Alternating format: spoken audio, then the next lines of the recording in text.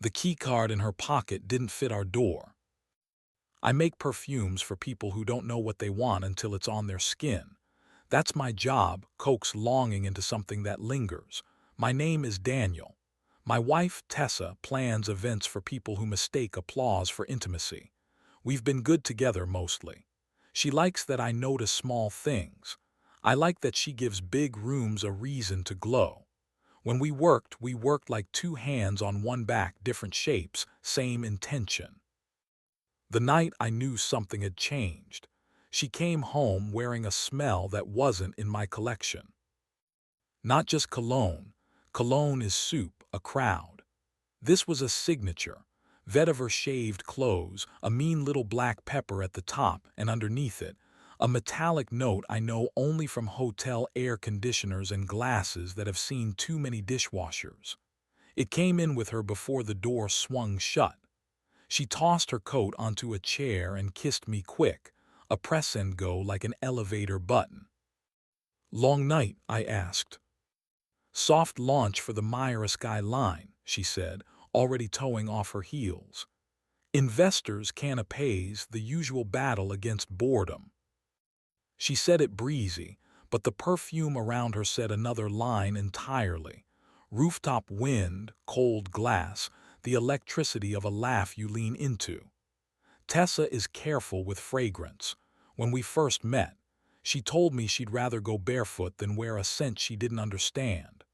Tonight, her understanding stood 2 steps behind her in a suit I didn't own. I should have asked then. Instead, I tried to make the room behave. I poured wine, warmed up the pasta. Her hair left a dark stamp on the back of a chair when she sat. Another thing I notice, another thing that feels private. She twirled spaghetti, watched it fall off the fork, smiled like a woman who was practicing how to smile. We have a good bedroom, big enough for our breath to bounce. I lit the small amber candle she likes. When I touched her, she let me, but her body kept a part of itself at the door. Not a refusal exactly. More like she'd put her attention on a leash and looped it around something I couldn't see.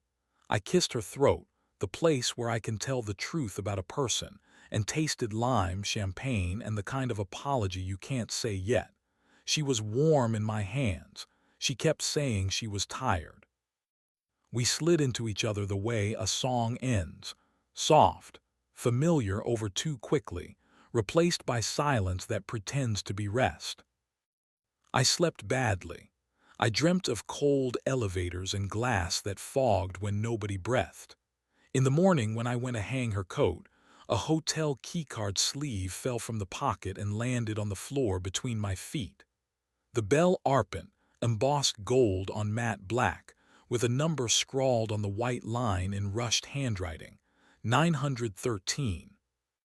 One of the stupid superpowers of scent is how it can time travel.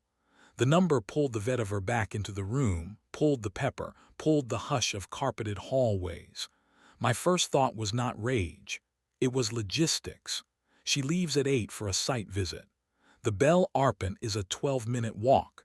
Do I go? Do I become a cliché in a nice jacket and stand breathing in front of a door like a fire alarm waiting to be pulled? Sometimes the only thing worse than a story is being exactly the kind of man that story requires. I put the keycard in my wallet, next to the photo of us laughing with our noses pressed together like teenagers. I sheepishly told myself I'd ask Tessa over dinner. In the meantime, I went to the lab and mixed something I didn't have a name for yet, clementine pith, a slip of saffron, a mineral that smells like rain on terracotta.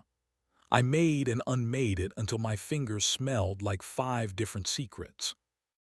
By mid-afternoon, Myra Sky had a post up, a carousel of photos from the rooftop launch. In the third slide, there was Tessa in a black dress that tied at the small of her back, laugh tilted toward a man who was looking at her the way sponsors look at a project once a check has cleared. He was good-looking in the way a cork is useful, not because of its face but because of what it keeps sealed. Tag: at Julian Larroque, executive something, investment something else. Comments filled with shiny blessings. I could have scrolled forever and built a case out of pixels.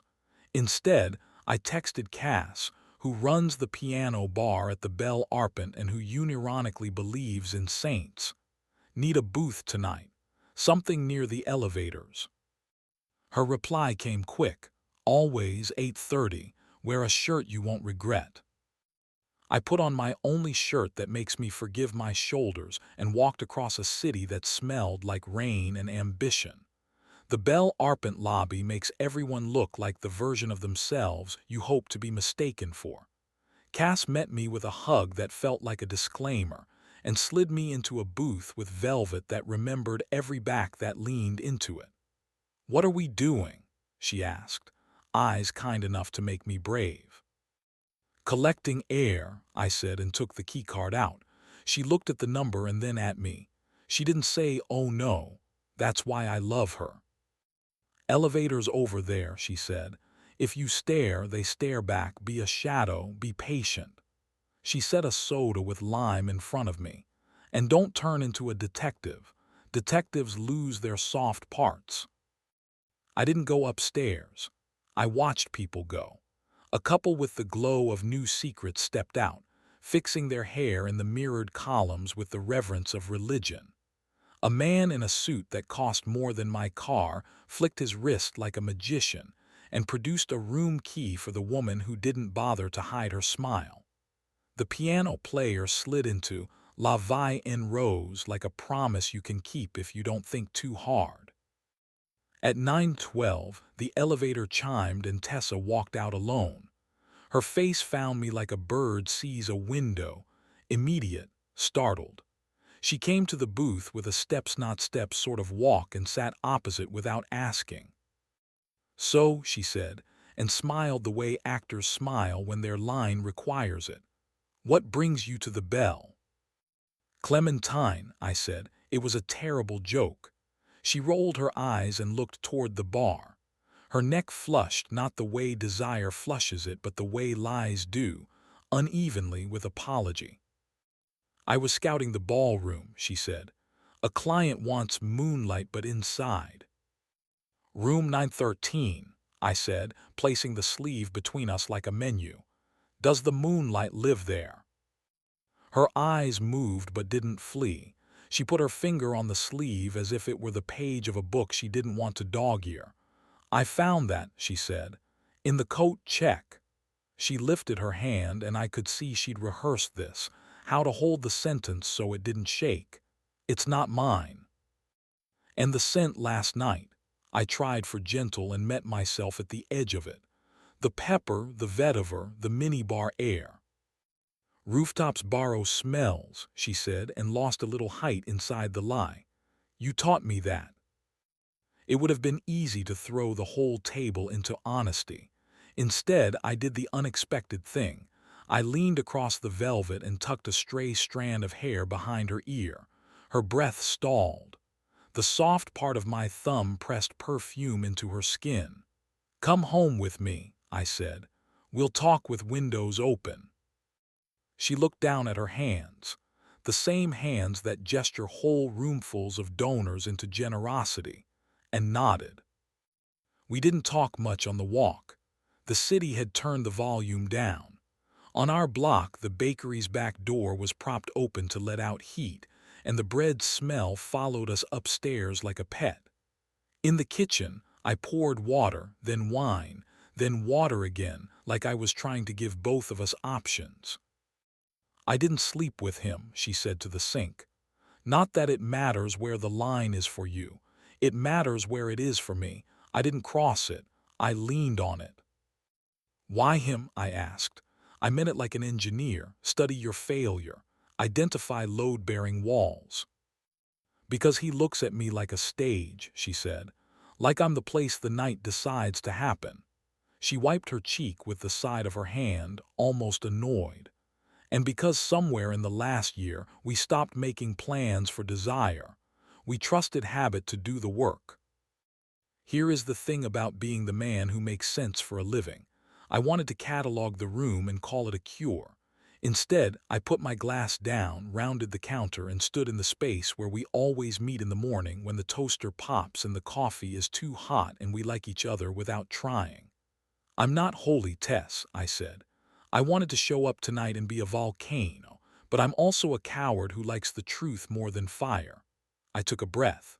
"Do you want him? Or do you want the way he makes you perform?" She let the fridge hum fill the silence. "I want to be wanted without audition," she said finally. "I miss how you used to watch me."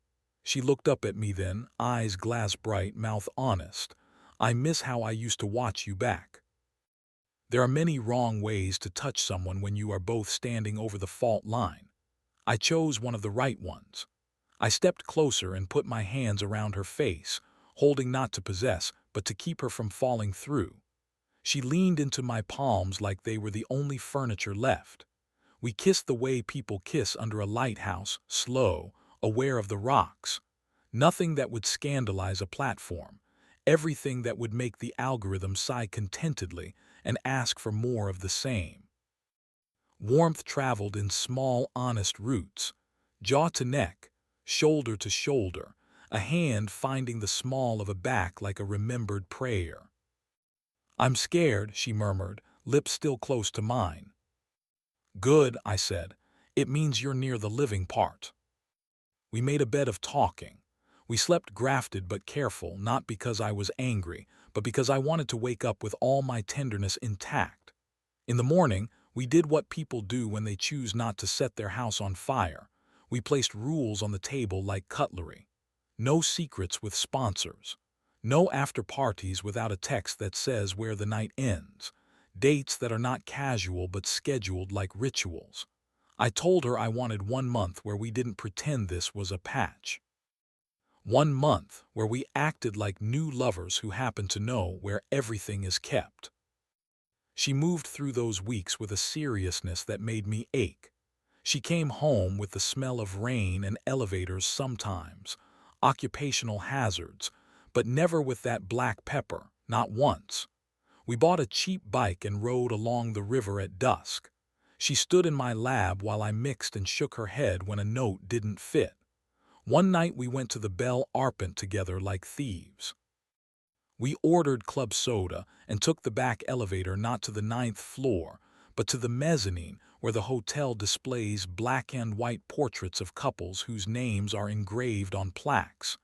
We made a game of writing the captions they deserved. She left Paris with nothing but a coat and an address. He thought success would come with a manual. They both learned how to look at each other without a script. On week 3, the Myra Sky team hosted a donor dinner in a room with mirrors that made everyone believe in second chances. Julian Larroque sat 2 places down from Tessa. He had a face that liked cameras. He wore a cologne I could ID in my sleep. During the second course, when laughter loosened the napkins and the table became a single animal, he leaned behind a woman to offer Tessa a joke, and his hand touched the knot of her dress with a casualness that read like a claim. I saw Tessa see me see it. The room could have gone to war. Instead, my wife did the bravest thing I've ever watched her do. She turned to him, smiled like a woman who refuses not to be kind, and moved his hand away with a touch that was neither flirt nor slap. Then she scooted her chair toward mine, not dramatically, not to cause comment, just enough to say, "This is where I am." After dessert, while people performed grateful goodbyes, she slipped her fingers into my jacket pocket and found the keycard sleeve I kept there like a charm. Her mouth found my ear. "You kept it," she whispered. "I like souvenirs," I said. "Me too," she said. "I want to keep us." We left without fanfare and walked the long way home, slow enough to memorize the city's pulse under our feet. In the hall outside our apartment, where the light never works quite right, we stopped and kissed until the world sharpened. It wasn't fireworks. Fireworks go loud and end quickly. This was a stove turning on, a steady blue flame, the kind you cook real food over. People who love scandal ask what happened to Julian. Nothing cinematic. He sent a text the next morning that began with "last night was fun" and ended with nothing, because Tessa didn't reply. He moved his attention to a different stage. That's what men like him do. I don't waste my craft on curses. I make perfumes. I know that everything anyone carries into a room eventually leaves with them on their cuffs. Months later, on a Thursday when the rain made the city smell like a memory you can trust, I found the keycard sleeve in a drawer and slid it beneath a bottle of the scent I finished the week Tessa came home honest. I called it Open Window. Clementine, saffron, wet stone. I dabbed it on her wrist while she buttoned her blouse and watched her watch me the way she used to, the way I am learning to again, without audition. "We should go somewhere with a view," she said into my neck, voice warm with the future. "Somewhere I can wear this and pretend the wind will take it." "The Belle Arpent has a roof," I said. She laughed, a laugh that belonged to both of us. "Let's make our own," she answered, and we went to the kitchen, threw open every pane of glass and let the night in. You don't fix betrayal with a grand gesture. You fix it with small ones stacked like bricks until the wall holds again. We dance in the apartment sometimes without music, my hands at her waist, hers at my shoulders, our cheeks touching just enough to promise without proving. She still plans soirees. I still bottle longing. When we come home, we smell like the same room. And if a stranger's pepper shows up in the air, we open the window wider and tell it gently to leave. The keycard stays where it is, not as a threat but as a lesson. Doors open more easily than they should, and whoever you become beyond them waits to come back in your pocket. I carry other things now. Notes scrawled on the backs of menus. Cabs pressed in the corner of a book. The scent of my wife's skin when she laughs into my collarbone at 2 in the morning, because the bread we made rose lopsided and fell delicious. Perfume is just memory that remembers itself. Every day I choose what I want to keep. Every night she leans across the distance we let the world convince us was permanent and meets me halfway. And that's our erotica, as simple and faded as a door unlocking. Not to a hotel room, not to a shortcut, but to the place we made together, where desire is not a performance and intimacy is not proof, just practice.